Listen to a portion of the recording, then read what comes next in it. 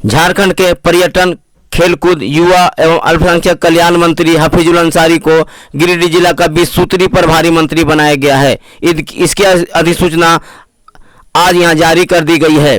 हफीजुल अंसारी स्वर्गीय हाजी हुसैन अंसारी के पुत्र हैं और वर्तमान में मधुपुर से विधायक हैं और झारखंड सरकार में अल्पसंख्यक कल्याण, पर्यटन, निबंधन एवं युवा खेलकूद मंत्री हैं। ये एक तेज तर्रार मंत्री के रूप में जाने जाते हैं। कम ही दिनों में इन्होंने पूरे झारखंड में एक अलग पहचान बना ली है। झारखंड में हफीजुल अंसारी ने, और गिरिडीह में प्रभारी मंत्री बनने के बाद गिरिडीह वासियों में बेहद खुशी है।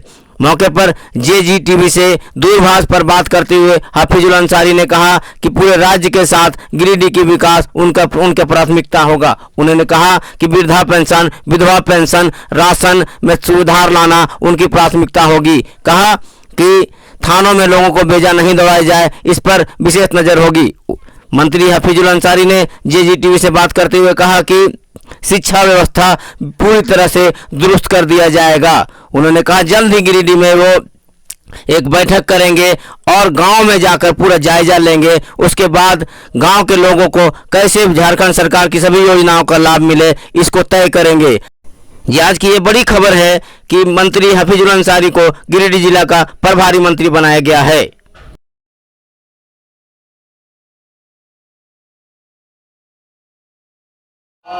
दुर्गा पूजा में विधि व्यवस्था दुरुस्त रहे, पंडालों की साफ सफाई की व्यवस्था बेहतर हो, लॉकडाउन के नियमों का अनुपालन श्रद्धालु पूरी तरह करे, श्रद्धालुओं को किसी तरह की दिक्कत ना हो, इन सब बातों को लेकर जिला प्रशासन पूरी तरह मुस्तैद है।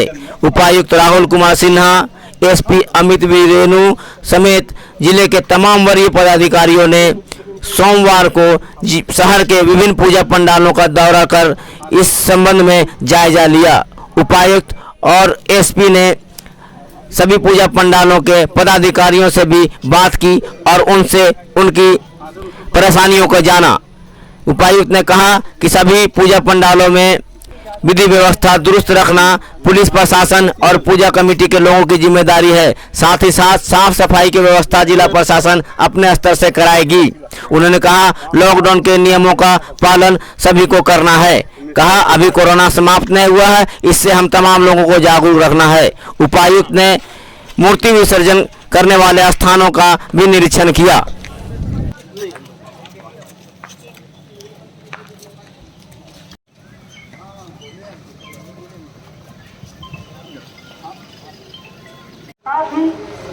सार्वजनिक स्थानों में आगंतुकों एवं भक्तों द्वारा दूरी का ध्यान रखा जाएगा।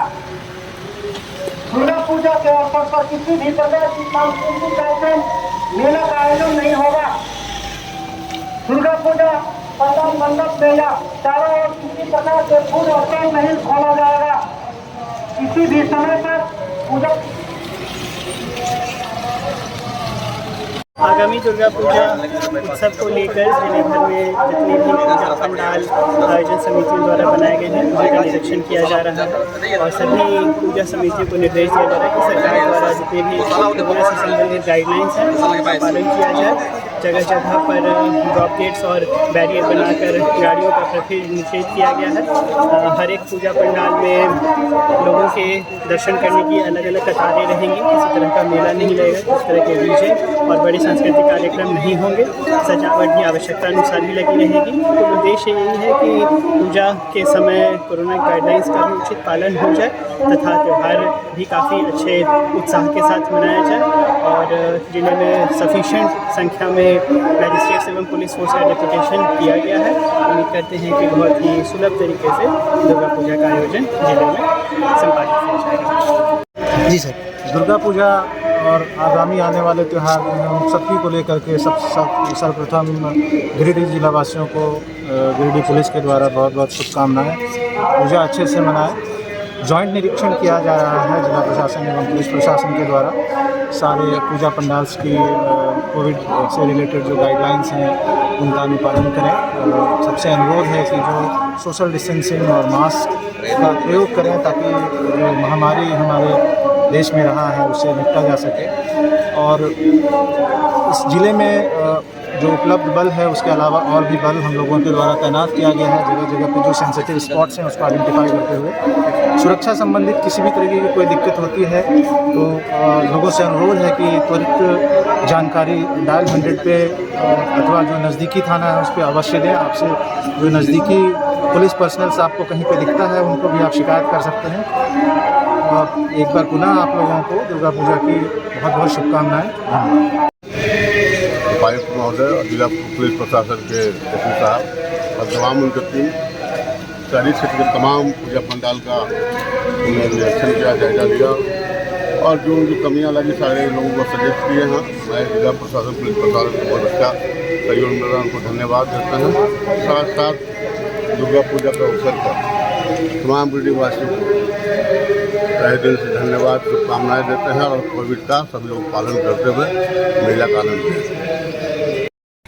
बरवाडीह करबला मैदान मैनेजिंग कमेटी का चुनाव सर्वसम्मति से संपन्न हो गया।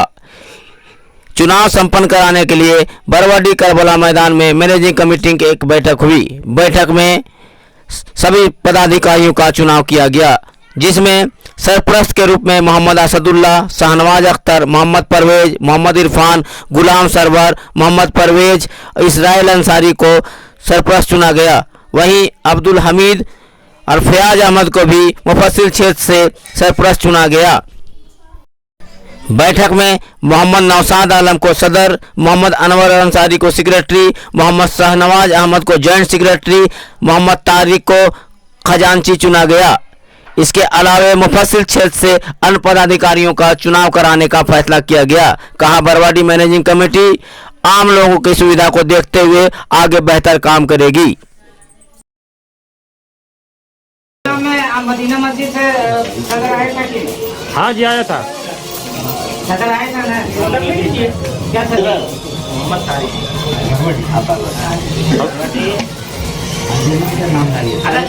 करबला मैनेजिंग कमेटी का चुनाव संपन्न हुआ सर्वसम्मति से, जिसमें चुनाव में सेक्रेटरी में मोहम्मद अनवर साहब पहाड़ी अंजुमन से आए हुए हैं और मोहम्मद नौशाद उर्फ मुन्ना सदर के लिए गाजीनगर अंजुमन से, मोहम्मद तारिक साहब खजांची बरवाडीह अंजुमन से और शाहनवाज अहमद उर्फ बबलू जॉइंट सेक्रेटरी मदीना मस्जिद अंजुमन से ये लोग चुनाव में आए हैं। और इसमें इसके अलावा 7 सरपरस्त जो लीड में है, उसके अलावा 3 सरपरस्त और इसमें लिया गया है। इसके अलावा 22 अंजुमन के तमाम 2 अंजुमन से 2 लोगों को सिक्योरिटी मेंबर के लिए रखा जाएगा और 2 सरपरस्त उसी मुफस्सिल से लिया जाएगा, जिसमें पहाड़ी का सदर सेक्रेटरी मोहम्मद अनवर, गाजीनगर का सदर नौशाद मुन्ना और खजांची बरवाडीह का तारिक और मदीना मस्जिद का जॉइंट सेक्रेटरी शाहनवाज चुनाव में आया। और ये लोग बाकी जितने वादेदार लोग हैं वो लोग अपना नवीन चुनाव करेंगे। सरपरस्त में असदुल्ला जी हैं, पुराना जो सरपरस्त है उन लोग हैं, चुनाव को आए हम तक।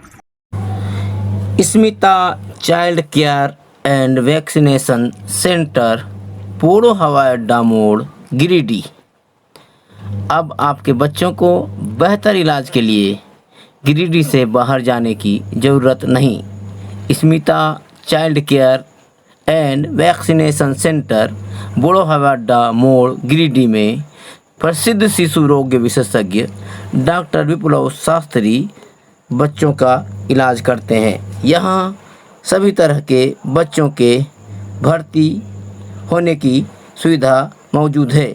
इस अस्पताल में NICU, phototherapy, warmer, immunisation, nebulisation, बड़े बच्चों के लिए बेड की सुविधा और अनुभवी लैब टेक्नीशियन के द्वारा जांच की सुविधा मौजूद है। तो अब आपके बच्चों को बेहतर इलाज के लिए बाहर ले जाने की ज़रूरत नहीं, बल्कि Smita child care and vaccination centre बोरो हवाई अड्डा मोड़ गिरिडीह में अपने बच्चों का बेहतर इलाज करावें और सभी सुविधाओं का लाभ लें। डॉक्टर विप्लव शास्त्री, शिशु रोग विशेषज्ञ, बोरो हवाई अड्डा मोड़ गिरिडीह, झारखंड।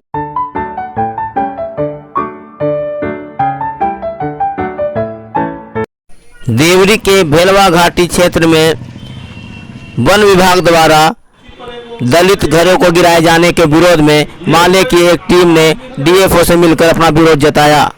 माले विधायक विनोद सिंह, पूर्व विधायक राजकुमार यादव, जिला सचिव पूरन महतो, राजेश यादव, उस्मान अंसारी, अशोक पासवान, राजेश सिन्हा, मनव्वर हसन बंटी समेत दर्जनों कार्यकर्ताओं ने डीएफओ को बताया कि दलित परिवार वहां वर्षों से रह रहे हैं और उसका कोई दूसरा साधन नहीं है।